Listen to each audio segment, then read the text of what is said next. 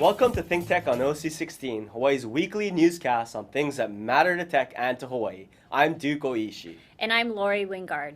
In our show tonight, we'll cover the recent energy conference organized at Lanai High School at the end of September. Lots of people participated, including legislators, activists, and representatives from Castle and Cook. What does it all mean, and what did it show?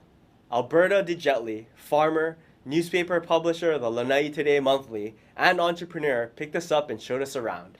We saw a few things in Lanai City before the conference began in the afternoon.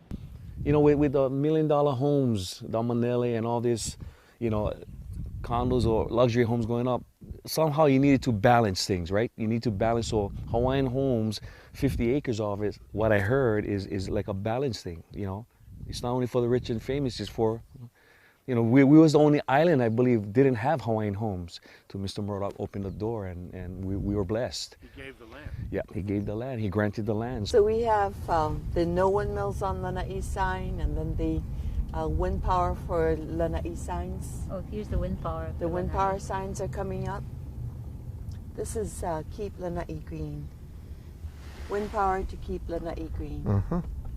So it's sort of evenly balanced now. People argue about it?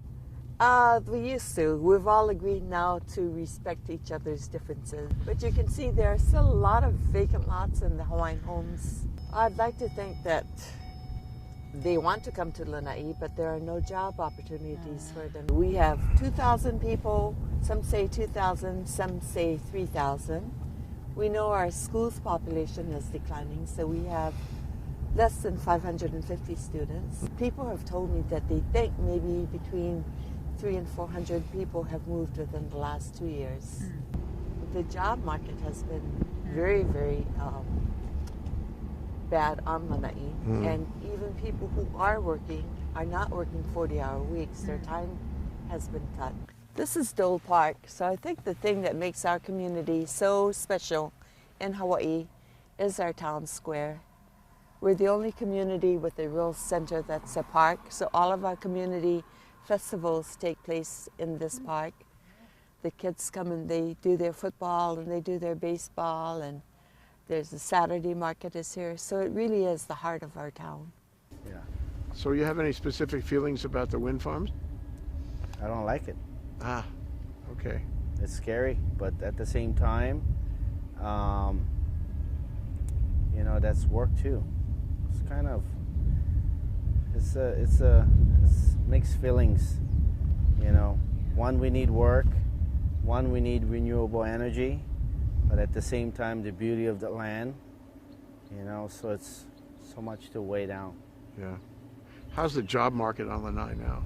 None. How do you feel about the wind issue? The wind issue, well, if you ask me my own opinion, I think I'd rather see it being constructed, because not only because we can save green energy, but it help our economy as well.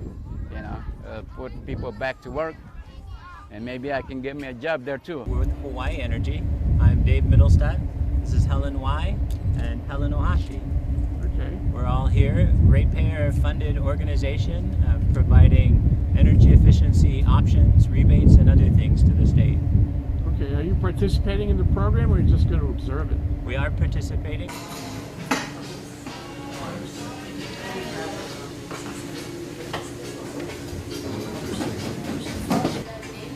This is a Danish right here, and these are cinnamon rolls.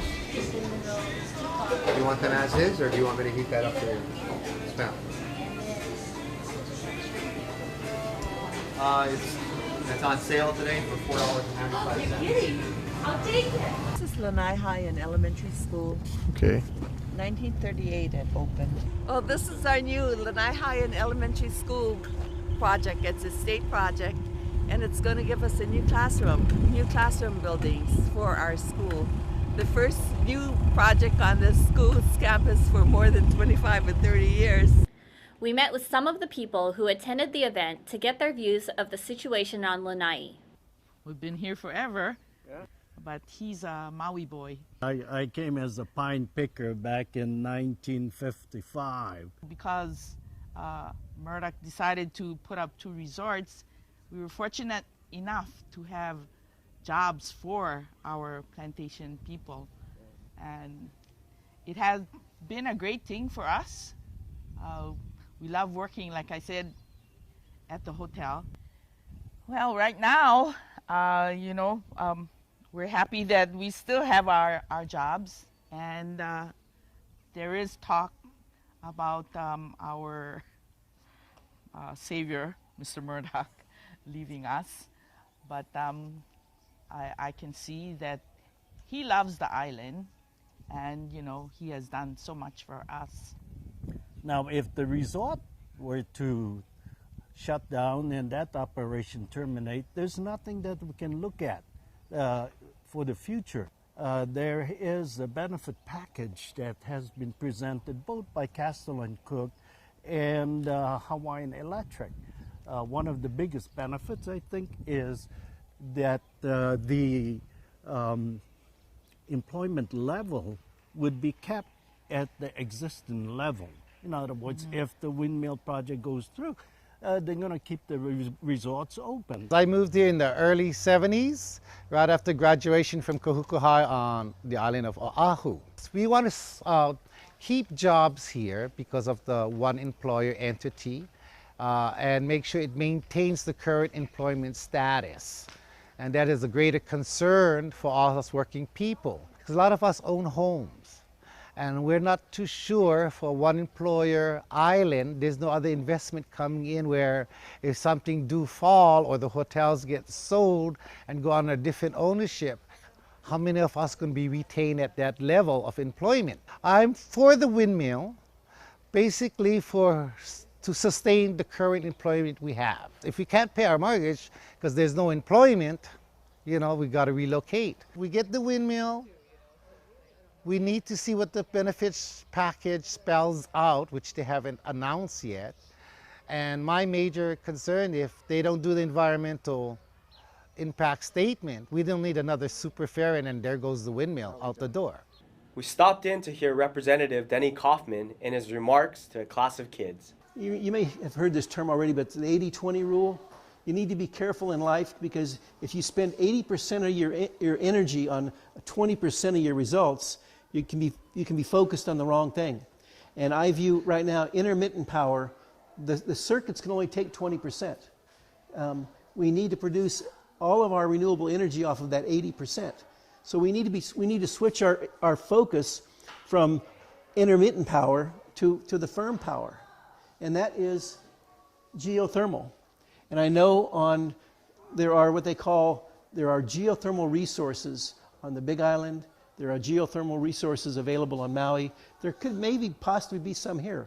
It's been 35 years since we really evaluated where these geothermal resources are and what's available. And I'd kind of like to hear from you what some of your opinions, your thoughts about putting windmills up on your island, wind generators. How many are you for big wind? Okay. And those against? And how many of you want to get more information? We listened to Chris Lavorne from Castle and Cook to hear his remarks too. You guys thought the cable had a diameter of bigger than this room. Somebody did. And that's okay, right? Because we're talking about a lot of power. It's got to be a big cable. About that big. That's it. That's the size of the cable, roughly, that would connect Lanai and Oahu to send all that clean power for our state. That's it. Is that big? Not really all that big for that much power, yeah? Anybody worried about whales? You worried about whales? Because this cable is going to be where? It's going to be on the ocean floor, right? So why are you worried about whales? Might scare them away. Okay, I like that. I like that. Now, we just said there's lots of cables that are out there already, right? So this cable is just going to sit there, just like everything else on the bottom of the ocean, just sit there. Whales don't like what's called as EMFs. Anybody heard about Navy and sonar testing? Right? The whales don't like it. Some of them beach themselves, they think. Don't know for sure, but there's a risk right? From sonar that it hurts whales. So we've heard people are worried that the cable might hurt whales. This is going to have a lot of power going through it, right? So a lot of people think that with all that power going through, that there are going to be things called EMFs, electromagnetic frequencies, coming off of this, a lot like sonar. People are worried about that.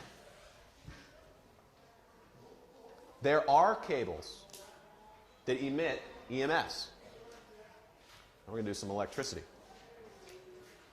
There are two kinds of cables, AC cables and DC cables. Does anybody know what AC and DC mean? Not yet. Okay. AC means alternating current. DC means direct current. Okay? AC cables, they put off EMFs. DC cables do not. We talked with the kids themselves and to their science teacher, Lisa Galloway, who organized the conference. I'm trying to determine whether the shaka sign that is given on Lanai is the same shaka sign that is given in Oahu. Okay? This one? Okay. You guys don't do it all the same though, huh? Can I have everybody at the same time? All right, you guys. Thanks a lot. Smile. Hi, my name is Keith Navarro, and I'm a senior. My passion is to keep our islands green. My name is Anela Granito Wallace, and I'm a senior. And my passion is to keep our islands the way they are. Oh, my name's Keo Sanchez. I'm a senior in high school. My passion is baseball. I think Hawaii we should be trying to go green so that we can stop the pollution of fossil fuels in the air. I feel that we should keep it like all solar. So instead of making wind farms, which is to me it looks weird on the island. Oh, I think we should combine them with fossil fuels so that it's always flat, the line, it doesn't curve. How do we mix up the fossil fuel part and the solar part? I think first we gotta find a way for store the energy in like batteries or something so that we can produce the energy and we can use it at any time. So what's going to happen to Lanai? Anybody have a sort of perception of how it's going to be when you get out of school, how it's going to be in like 5 years? I think it's going to be the same. No change? No, not in that amount of time. Yeah, okay, I changed my question. All right, 10 years. Probably just people going to be walking instead of using their cars. Because the gas is too expensive? Yeah. How about the power? Go to sleep early. Lisa Galloway. Yes, Lisa Galloway. I'm a science teacher here. Okay, Biological wow, and this is environmental important. sciences. And you're the one who set up the program today. I set up my students set up the energy event, yeah. Okay, why? Our community is kind of divided about the wind farm issue, and I wanted to make sure, and the students did too, that we did our best as a school to educate people about what they don't know about energy. You invited a lot of people from off Lanai. Absolutely. So this is really not so much in the school, this is in the public eye. Yeah, that was the point. Everybody comes to Lanai sees that we could be potentially the greenest little land on the planet, and we can because we have a company instead of many, and we have a small, passionate community instead of a million people. So you'll do it again? Yeah, with some changes, but yes. Next year in the spring, I think, that school's job is to educate, not just the kids, but everybody, and for the kids to share that up and down and all around. So it's a lot of extra work, but it's my responsibility. I'm an environmentalist. That's what I want to do. Alternative energies is really a way that we can start heading in the right direction. We need to start creating jobs that will be, sustaining into the future. When we have areas like here on Lanai, where it's one of the most windiest areas in the world, we have to take advantage of it. We need to be innovative. We need to bring new technologies to the hands of our children so they can feel it, dive into it, feel excited about it, and know that there's possibly a future for them to stay where they're at. This is probably the most expensive place for electricity in the United States. What the residents pay here for electricity and gasoline is outrageous, and if we can find a way to make it cheaper for them to live, they'll stop taking money out of their pocket and start putting money in their pocket. There's been a lot of misinformation that's been out there. Jason and I have been coming over to Lanai. We have a large membership of members here. Even our own members, we've had to educate them. We spoke with a waitress a couple weeks back, and she was afraid of the ground shaking. She was afraid of hearing loud noises coming from the windmills, and we recommended that she come over to Maui and stand under a windmill on Maui and really listen. The people here on Lanai need cheaper energy, and if it's in an area where they're not going to see it and it's not going to make a huge impact, I think they need it. They really do. After the conference, the track team left for a meet on Maui, and we talked to their coach. Okay, now, who's going to win this race? That was my cross-country team who's going to go to complete in Maui this weekend at the MIL meet number 3. I have 20 kids traveling.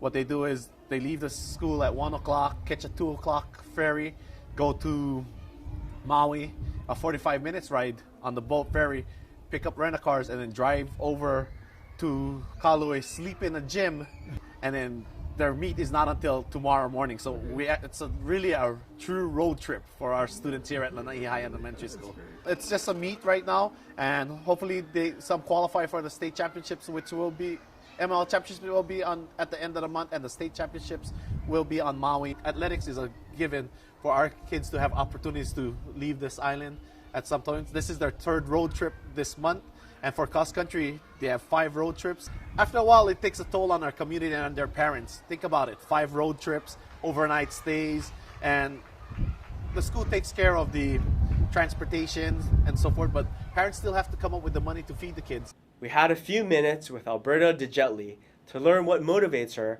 in her unceasing efforts to do good work for the people of Lanai. You have to think outside of the box, because if you keep thinking the same way, we're just going to be in the same place. And I'm looking at the children that we saw earlier today at school. What kind of jobs can we create here for them? And if I don't do my part in trying to create these jobs, what will it be like for them 10 years from now? What will life be like on Lanai 15 years from now? I want them to have a future on this island, because this is one of the nicest communities in Hawaii to live in. Don't you worry, though, that this windmill thing is going to somehow pull the rug out from under? What I mean is, if the windmill thing doesn't happen, for one, either because the people don't like it or because some other energy source eclipses it from some other part of the state, then Lanai will have the rug pulled out from under it. We can't just stop and do nothing. There is a chance now, especially now that the military is talking about doing photovoltaic at Pearl Harbor. That will be a huge concern for Lanai, because if they do photovoltaic there, they're not going to need our wind power. Where will Lanai be? But we can't sit still and wait for the windmill, or wait for geothermal, or wait for whatever. We need to be working at ways of diversifying and strengthening our economy now, because what we're doing now will be impacting us 3, 4, 5 years from now. If we did nothing 3, 4, 5 years from now and the windmills don't happen, well, we have nothing. So we don't want to sit still. We need to keep moving forward. And you know, a few days ago in the Star Advertiser, I saw that Lanai's tourism count was up, and that they estimated that we earned $59 million more last year than the previous year. So that's a really positive sign for what's happening with our resort community. People love coming to Lanai. They say there's nothing to do, but the families are coming to Lanai, and they're using it as a time to regroup, recharge, real family togetherness time, which is what Lanai is all about. Mm-hmm. Well, you're in the center of it. You're in the center of these initiatives.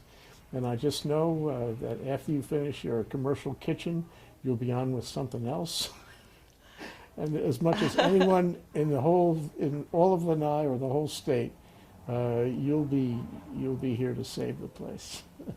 I don't know about saving the place. I'm just one person, and I just do my small little bit every day, one step at a time, and hope that will help. Thank you, Alberta. Oh, you're welcome. Our conclusion after seeing Lanai and visiting the energy conference at Lanai High School is that things are not simple for the people of Lanai on the wind issue. There are people and kids on both sides of the issue, and neither side seems predominant. They want to preserve the sweet life in Lanai, but are worried that to do so will undermine the declining jobs available at the hotels there, and thus their ability to support themselves. At the same time, they're not clear on exactly what the wind turbines will be like, or how the turbines will actually affect their lives. And this would signify that there is a fair amount of misinformation about that on Lanai. The situation in Lanai is not the same as it is in Molokai, where tourists are not particularly welcome. In Lanai, tourists are very welcomed as a sole source of income there. At the same time, Lanai is in the same place on resisting any plan by which a wind farm could be built on their island for the benefit of Oahu. It's troubling to see the neighbor islands unwilling to participate in statewide projects where they are called to help the people of other islands. And it's troubling to see the people of Lanai in such contention with David Murdoch, who has undeniably provided them with huge and generous benefits over the years. Lanai is certainly at a tipping point, whether the people there realize it or not. If they don't consider viable options, like renewable energy to sustain the economy in Lanai, they run the risk of having the hotel sold or closed, leaving them with still fewer jobs. Lanai is also at a tipping point because other clean energy options are emerging on other islands, which may eat Lanai's lunch and foreclose its wind option altogether. If utility-scale geothermal is developed in Maui, for example, it may supplant any interest anyone may have in developing wind on Lanai or Molokai. And if utility-scale photovoltaic is developed in Oahu, as is suggested by the recently announced Sempra project, that too may supplant any interest anyone may have in developing wind on Lanai or Molokai.